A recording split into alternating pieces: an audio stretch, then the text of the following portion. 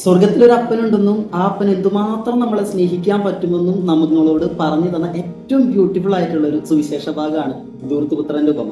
ധൂർത്തുപുത്രന്റെ ഉപമയിൽ രണ്ട് മക്കളെ നമ്മൾ കാണും. ഒരാൾ സ്വത്ത് മുഴുവൻ ധൂർത്തടിച്ച് തിരിച്ചു വരുന്ന ഒരു മോനും, ഒരാള് വീട്ടില് അപ്പനോട് കൂടെ ഇരിക്കുന്ന ഒരു മോനും. എന്നാൽ അപ്പന്റെ സ്നേഹം ഏറ്റവും കൂടുതൽ അനുഭവിച്ചത് ധൂർത്തുപുത്രനാണ്. കാരണം അവൻ വഴി തെറ്റിപ്പോയെങ്കിലും അപ്പന്റെ സ്നേഹം തിരിച്ചറിഞ്ഞ് അപ്പനിലേക്ക് തിരിച്ചു വരുന്നു. അപ്പൻ്റെ ഒരു പ്രത്യേകത കണ്ട, അവൻ എന്തായിരുന്നു എന്നോ എന്ത് ചെയ്തു എന്നൊന്നും അപ്പന് വിഷയമല്ല. തിരിച്ചു വന്നു, അപ്പൻ മാറോട് ചേർത്ത് വെച്ച് സ്നേഹിക്കുന്നുണ്ട്. ഈശോ അതുപോലെയാണ്. തെറ്റ് പറ്റിയോ വീണോ എന്നുള്ളതൊന്നും പ്രശ്നമുള്ള കാര്യങ്ങളല്ല. നമ്മുടെ പാസ്റ്റ് എങ്ങനെയായാലും പ്രശ്നമില്ല. പക്ഷെ തിരിച്ചു വന്നോ അവൻ നമ്മളെ പഴയതിനേക്കാളും കൂടുതലായിട്ട് സ്നേഹിക്കും. എന്നാൽ മൂത്ത പുത്രനുണ്ട്, അപ്പന്റെ കൂടെ ഉണ്ട്, അപ്പന്റെ കൂടെ ഉണ്ടുമുറങ്ങുകയും ജീവിക്കുന്നുണ്ട്. എന്നാൽ അപ്പന്റെ സ്നേഹം അവൻ അറിഞ്ഞില്ല. അതുകൊണ്ട് എന്തായി? അപ്പന്റെ സ്നേഹത്തിന് അവൻ വില കൽപ്പിക്കുന്നുണ്ട്. അവൻ അപ്പന്റെ സ്നേഹത്തിനെ ചോദ്യം ചെയ്യുന്നു. നമ്മൾ ധൂർത്തപുത്രനാണോ മൂത്തപുത്രനാണോ ആരായാലും അപ്പന്റെ സ്നേഹം തിരിച്ചറിയാൻ പറ്റും.